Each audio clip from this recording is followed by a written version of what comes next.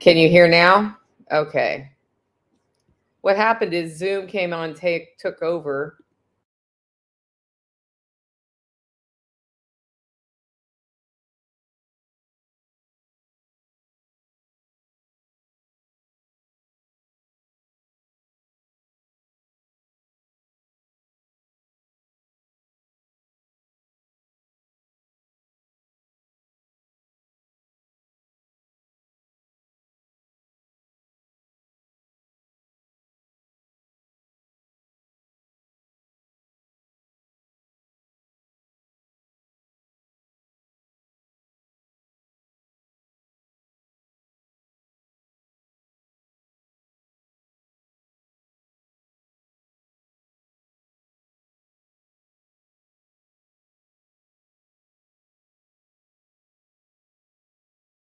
And now I'm back. I'm assuming that I'm back. Hello, my live student people who just watched me spend 3 minutes trying to get my mic working. You can hear me now? That's super fun. Make sure my mics are on. That's on. This is not working. Okay, we're going to do one more test, but apparently my mic was being difficult. And I'm just making sure it's hooked up here. And it is not hooked up here. Fine, we'll try the other mic. 2 is 1, 1 is none. 3 is for me. Now you can hear me through the mic if you want to. That's what's going on. Okay, so now can you hear me now? Can you hear me now? I don't know what happened with this mic, but it just didn't work. But it was working earlier. And then my computer yelled at me. Okay, great. Let's start the whole show over. Ready? 5 seconds.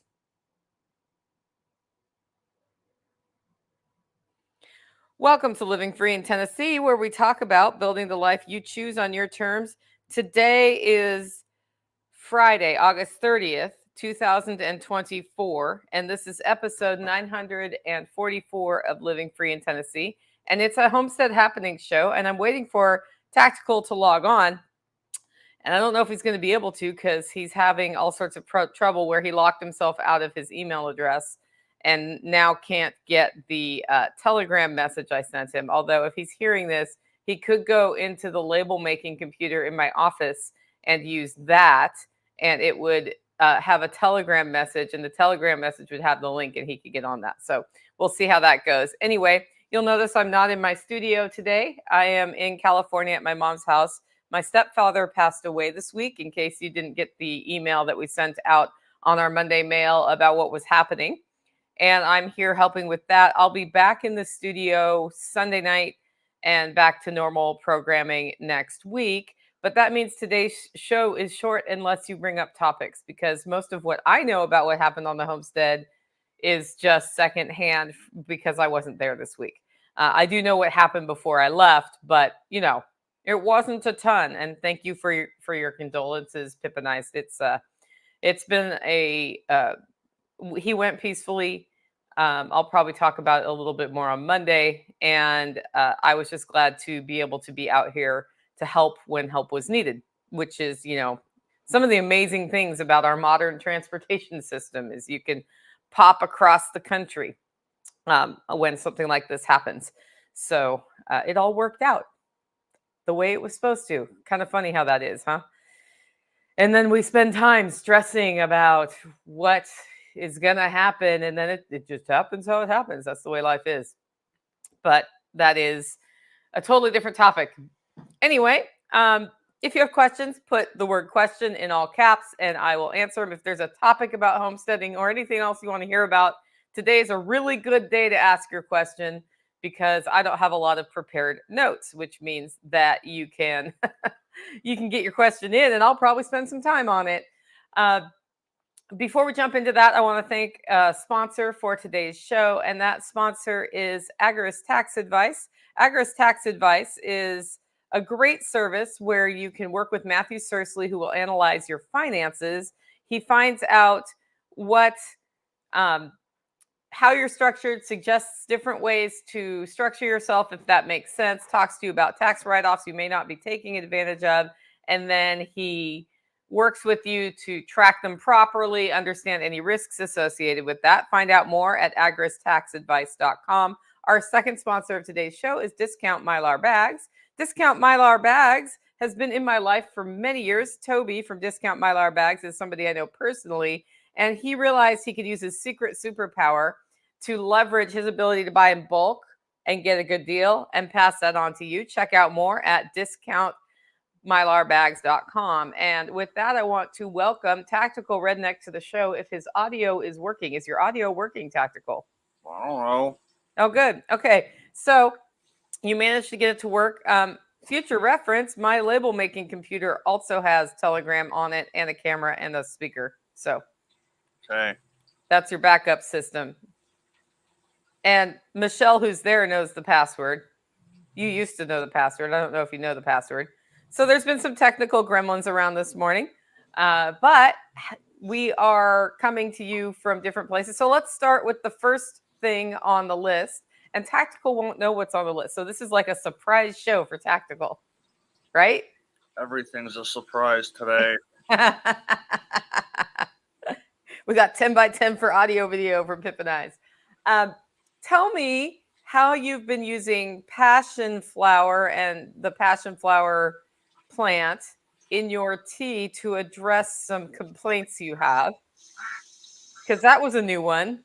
So passion flower is blooming. We've got passion fruit on those vines, and we've also been collecting the leaves for use in winter teas. So what have you been doing? I stumbled across passion flower by accident, looking at some other herbal stuff, and was like, Just don't worry about it. Keep talking. of course, normally they spend the entire morning in the pond, and now they got to come up here and have a cat fight. But I recognized it because I was like, that stuff's all over in the pasture. And so one of the things that it's apparently really good at is helping with sleep.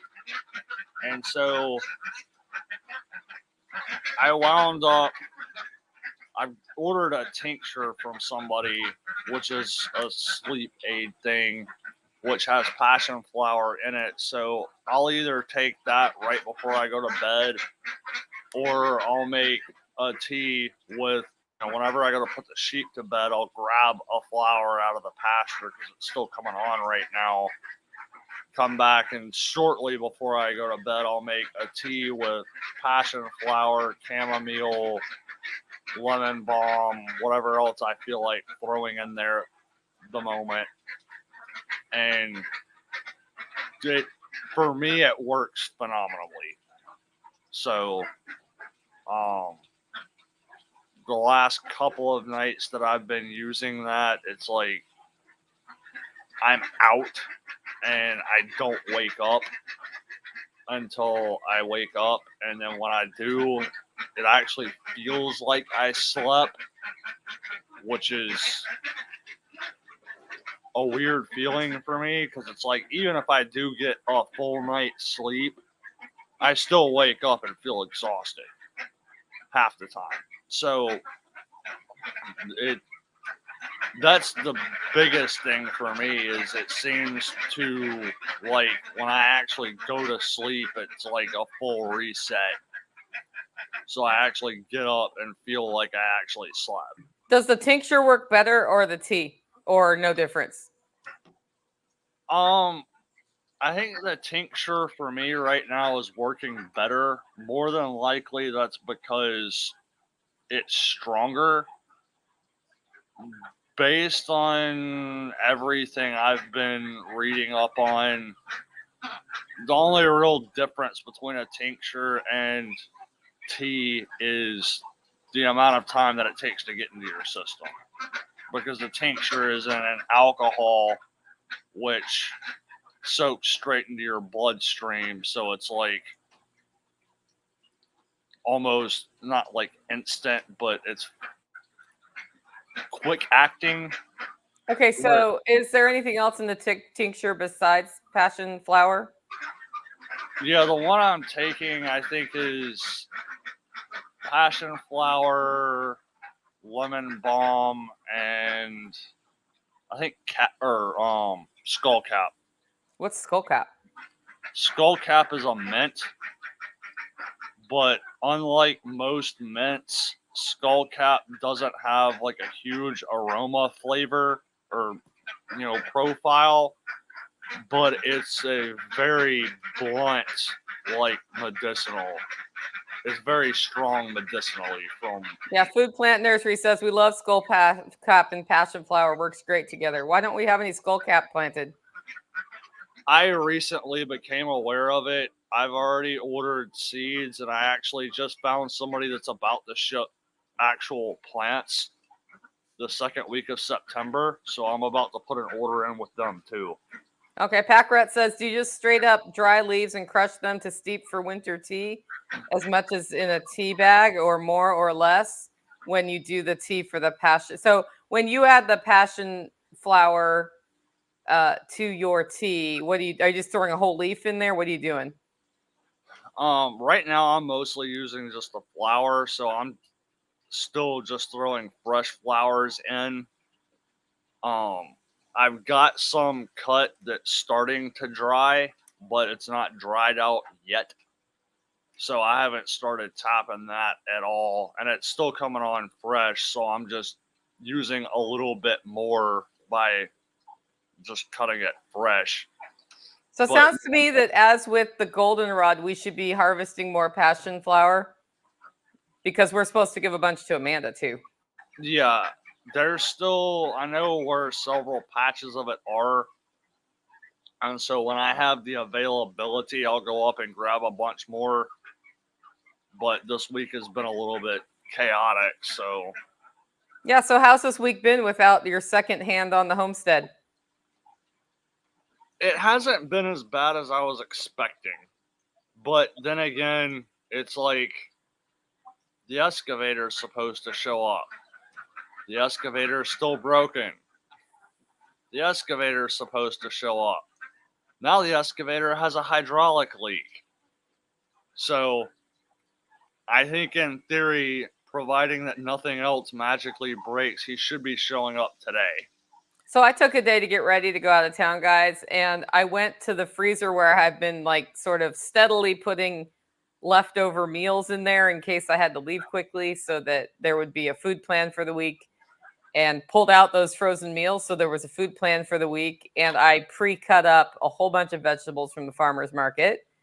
And then I looked at the schedule for the week and I had it so we had somebody Monday, Tuesday, Wednesday pick up hay Thursday. So it was one thing a day while I was gone. So it wasn't too much at one time that you'd need two people there for.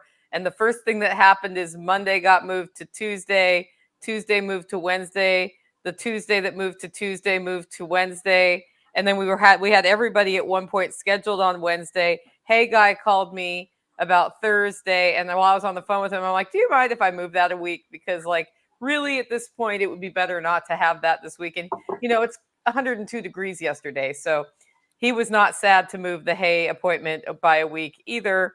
And then the Tuesday excavator thing ultimately ended up today. So Wednesday guy actually showed up on Wednesday. And then Monday guy showed up. He's showing up today too, by the way. He just got here. Yeah, okay. So everything moved. There was absolutely no way to predict what would happen each day. Is that a pretty good explanation? Yeah. But the whole having frozen meals ready to go thing worked pretty well, I think. Wouldn't you say? Was food good this time? Yeah, and I've still got a little bit of cut up stuff left. I'll probably get through most of that by the time you get back. And then I've got that the big chunk of meat that I can't think of what it's called right now. Pot roast. Yes. then seeing as how that's pre-cooked and I already have the sous vide set up, I'm just gonna throw that in the sous vide at some point in time this afternoon to just reheat it.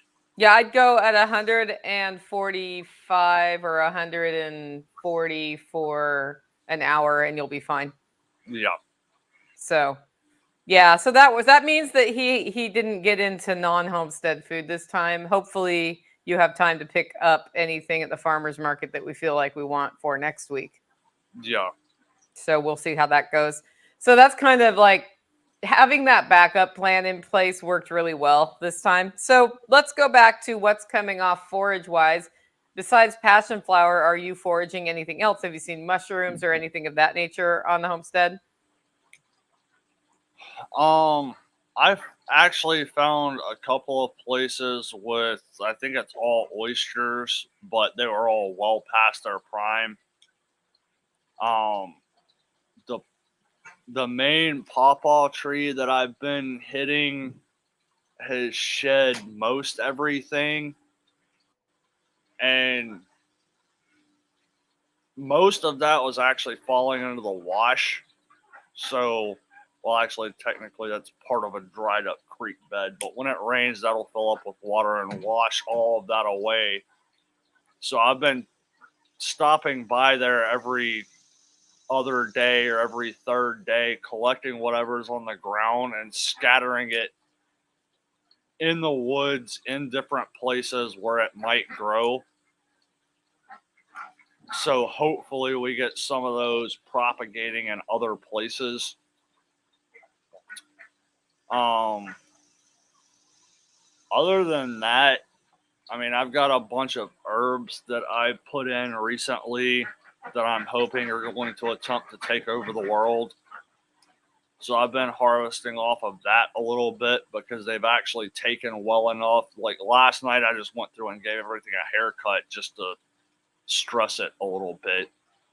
Yeah, Not, normally I'd be getting sassafras leaves this week. that's Which on there, my list of things to go look at. there's sassafras right by the workshop. There's a small sassafras tree.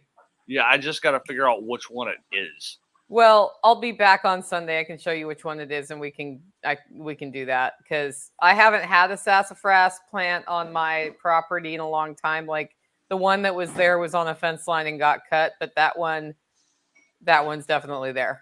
So, Yeah, and sassafras is just delicious in tea. It's one of the ones I like to add to tea. So I know people use it to thicken their stew. I don't. I just throw it in my tea. yeah, And and then you harvest the root for that later in the year. yeah, and I think the only other thing off the top of my head that I've actually been harvesting off of is this morning I actually got out and harvested some of the hibiscus flower Yeah. to Now start. tell them what hibiscus flower is good for as relates to how the weather's been this week. Do what? Tell them what hibiscus is good for as relates to Oh, how the weather's been this week. I mean, A, it just tastes good. And B, I mean, with as hot as it's been this week, I've been using it just in tea to rehydrate.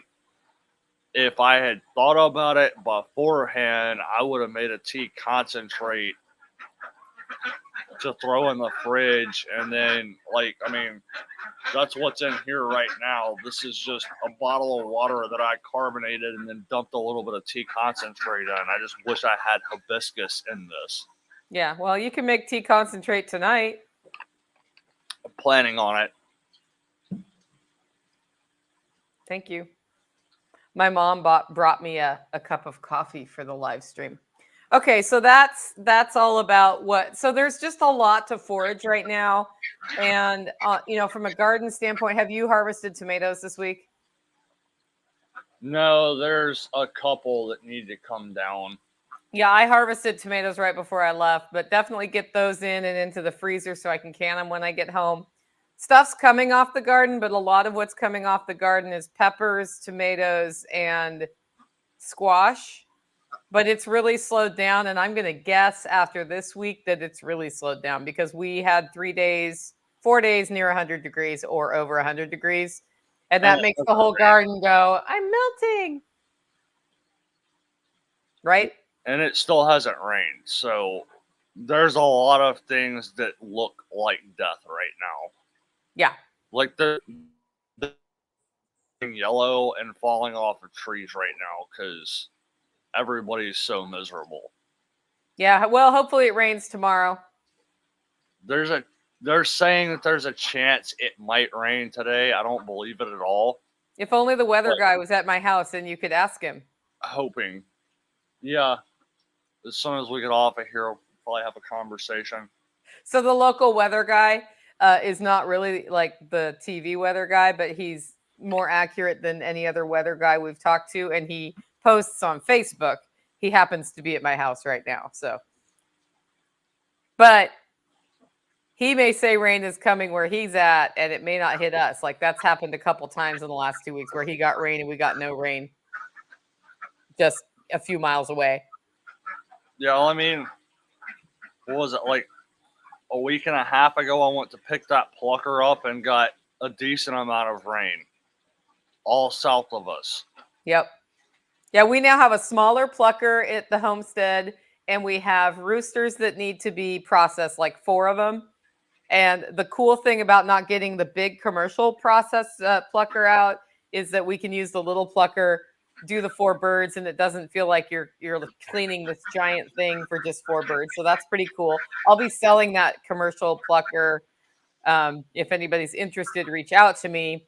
It does turkeys. It does 4 chickens at one time. It's a really good plucker. It's just that we were kind of building up originally to sell chickens to people, and then we decided not to. So, and then we do the class, so we want the plucker, but it's like, yes, we can process 100 chickens in a day and sell them, but that's not what we love doing on the homestead. And part of the whole point of running a homestead is do stuff that you love if you can, and find out what works for your homestead. And I really think that Hofgrid Homestead does a great job of raising chickens, and we started buying chickens from them because they do such a good job and they like doing it, right? So anyway, so that happened. What else is up with the livestock? Anything of interest? Like sheep, rabbits, ducks, besides the fact that ducks decided that if you're going to sit outside and be on the live stream, they want to be on the live stream too. Also, if anybody listens to a homestead related live stream, yep, there's the ducks. And is mad because you hear livestock in the background, I feel like you're at the wrong channel because we have actual livestock. Livestock makes noise, except for right now because they know I'm talking about them. Apparently. Yeah. The female rabbits did get to spend the night with the boys the other day. So that definitely took place. And then, given the weather with the heat, I changed the paddock rotation for the sheep because the next 2 paddocks that they were going into, the second one is mostly wooded. There's enough food in there for them to forage for a little while. So they actually have been through pretty much everything that's in there, but I put them in that paddock first instead of second because I figured it would be a lot cooler and they would just be a lot happier with life in there. And yesterday was the first day that they actually went through more than 5 gallons of water. I mean, the last couple of days before that, I mean, they went through maybe 4 or 5 gallons of water in a day. Whereas if I'd put them in that other paddock, I would have probably been topping up, 10 gallons of water twice a day. Yeah. So what was the new watering system you put in? And if you see my mouth moving and no volume coming out, let me know because I'm having a little bit of an issue with my connection on my mic sometimes.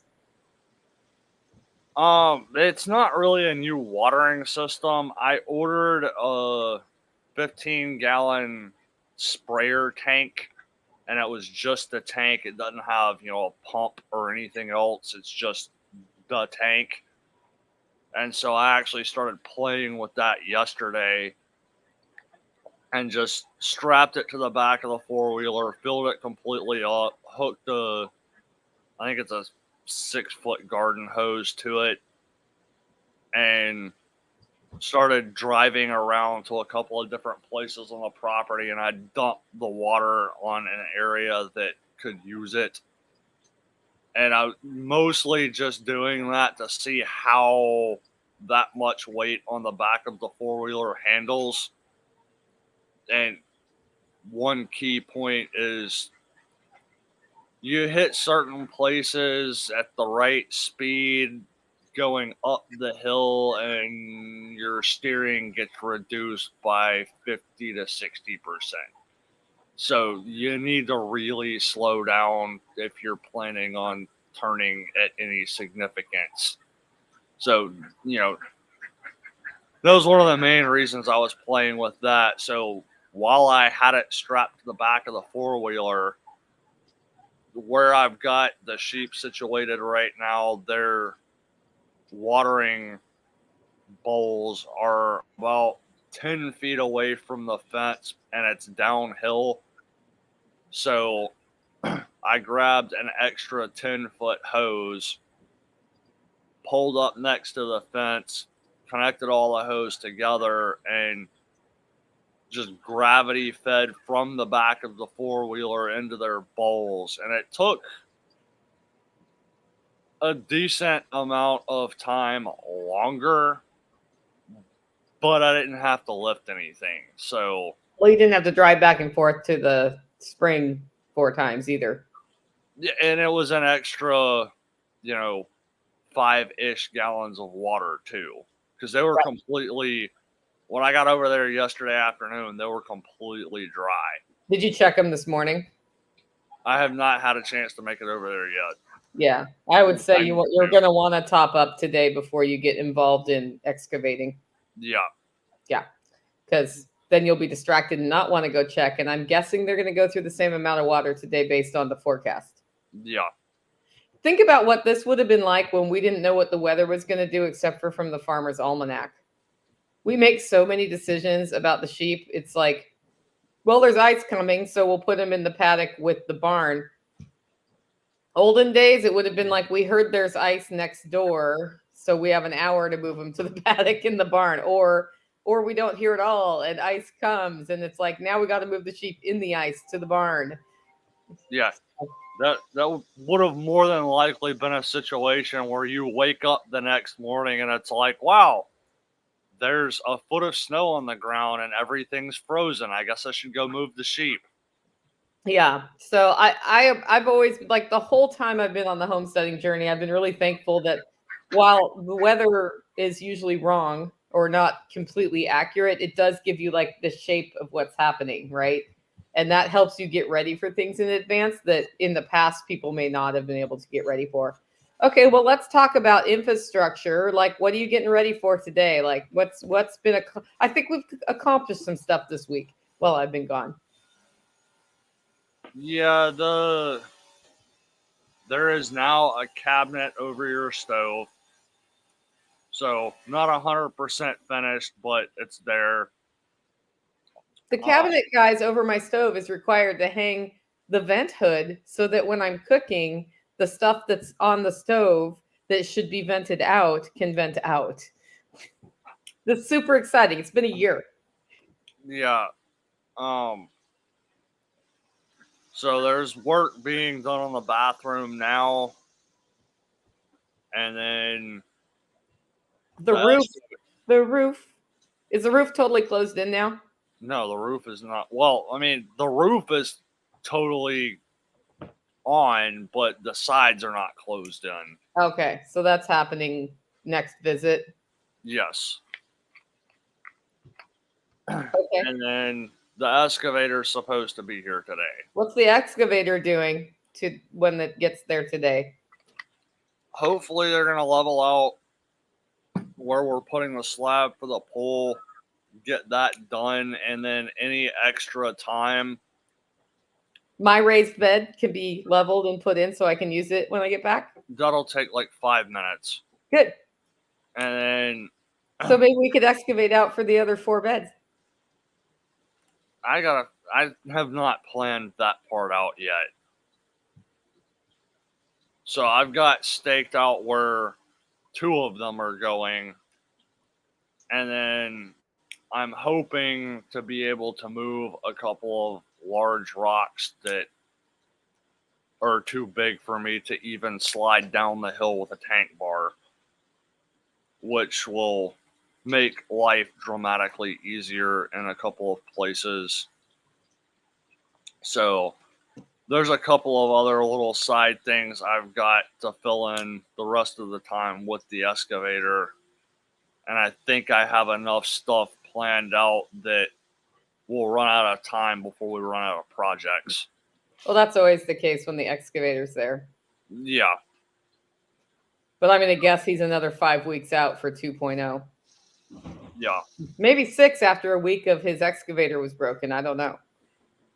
Yeah, I don't know. Yeah, you can ask him while he's there. There may be a little bit of noise, and I may need to move around, guys, because there's somebody at the door here. So it's okay. They can come in. Yeah. So anyway, well, what else do you have for an update from the homestead? Oh, I mean, that's the bulk of it. I mean, this week has basically just been try to keep the hatches battened down and ride the storm out. Well, I'll be interested to see if they're. So last time we had a drought like this, they actually paid farmers for the drought if you had ruminants. Did you know that? Mm-mm. So we didn't apply for it, but I might actually apply for it this time if it's possible because it's Why not? money. But yeah, they. It's funny because this drought happens almost every year. So in theory, we should be planning for this, right? But then they're like, "Oh my goodness, there was an unexpected drought," and I'm like, "Okay, yeah, no, it's not unexpected. It happens at this time every year because I write it down in the book." But I guess every so often we get a year where it rains every week all the way through the fall. Yeah. Okay. So anyway, guys, that's the update from the homestead. If you have any questions, now's a good time to get them in. I'm going to ask Tactical one more thing, and then we're going to sign off for the day. And I may move around a little bit because there's some people here to help Mom with some cleanup. So depending on if they need to be where I am, I'll go somewhere else in the house as we go. So tell me this. Now look around you. How are the plants doing in the aquaponics system that are under 50% shade cloth? And what do you think we should do next year for that based on, because we haven't had 50% shade cloth up until this year. So do you think that's been a net gain, or has that been a loss because it slowed things down? Because it did slow things down for sure. So what do you see in there? I think that jalapeno pepper is not entirely happy with life, and that could be the shade cloth, might not. I mean, everything else that's in there seems to be doing really well. So, I mean, I would just plan on having the shade cloth up next year, and I just wouldn't put peppers in there. Yeah, what I think I can do is pull the shade cloth back because it's pull backable when I get back. But I didn't want to, I saw that heat wave coming and I just didn't want to do that before I left and wasn't there to watch it every day. The jalapeno to me looks fine. It wants calcium, as does everything on the property after this week, I'm pretty sure. It's just growing the peppers slower. But what Yeah. it's not doing is like, hey, I'm melting, which is what I think most of the other plants out in the full sun are doing. Well, I mean, with the jalapeno, it's smaller, and I think that's due to the fact that it wants more heat. Because I've got several that I put in my aquaponics, and actually, that's probably a contributing factor too, is the amount of water that it has access to. Because the ones that I have in my aquaponics are smaller than the ones that I have in pots. The ones that I have in pots are 2 or 3 times the size, but there's been several occasions where it's like, oh yeah, you desperately need some water. Yeah, the funny thing about peppers is you'll walk by and it looks like it died, and you're like, whoops, and then you water it, and it's like, wow, it rained. I'm so happy. Yeah. Yeah, so there is that. I also think that how would this inform a difference in design for an aquaponics system, knowing what we know from the shade cloth this year? So I think if we were to expand the aquaponics system, we could put things out, like have some pots that it waters off like it used to out from under the shade cloth, and that would be a good place for peppers. I know the tomatoes also, they were about a week or two behind everybody else on ripening, and they were under the shade cloth as well. And from a disease standpoint, I got a lot less stress on the vines and no disease basically. So, and we only had a couple of pest incidents, and it was very, very manageable. And I think that's because of the shade cloth, and I don't think that's a bad thing. I think it's slower production, but better production on the tomato side. Yeah. So that's what I learned from the shade cloth. And I also learned if you put shade cloth over your garden that you have to crawl under, you stop pulling weeds. Yeah. So every so often I go under there and I'm like, oh, there's ripe stuff under here. But we didn't have a way to put the shade cloth up in the upper garden. And it wasn't worth putting that infrastructure in because we're moving the whole garden, and they will have a way to have shade cloth up.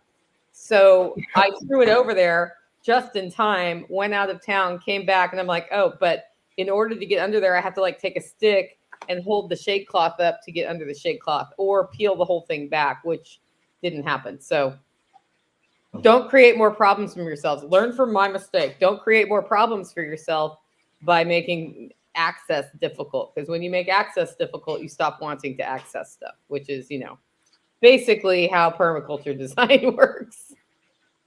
Do you have more to add to that, or are you just going to be quiet and loading? Okay, guys, looks like we're at the end of today's show. I don't see any questions. As I said, I was going to keep it short today. Anyway, if you like the show and want to support the work we're doing here, you can do it in 2 ways. 1, get your coffee at hollerroast.com. 2, if you want to connect with great community and meet people in person and figure out how to leverage that into real relationships with people who just love to help each other and are all doers, consider coming to Self-Reliance Festival in Camden, Tennessee, October 5th and 6th. Tickets are $75 right now. They go up to $95 after midnight on September 1st. That means at the end of the day, September 1st, so September 2nd, that's when they go up. You can get information on the festival at selfreliancefestival.com. And we also put the demonstration list up. We have a couple of pretty cool demonstrations: how to make butter, forging with fire, and Mike's going to come build a forge, use fire to forge, and show you how to do that all in one day, which is pretty darn cool. We've got the signature solar bus will be there to show you all sorts of different solar things. So you can come on the bus and experience that. We've got a farm to table dinner if you get the VIP pass, that's sourced from community gardens. It's like community people in our community. And AJ Harrison is from Simmerwell is doing the catering. We've got all sorts of great speakers: Jack Spirko, CJ Kilmer, Bear Independent, Zach Bauer from An American Homestead, John Willis from Special Operations Equipment. Amanda Willis is doing a session this time, so that's going to be pretty fun too. You can check out that at selfreliancefestival.com. Let your friends know. With that, go out and make it a great week.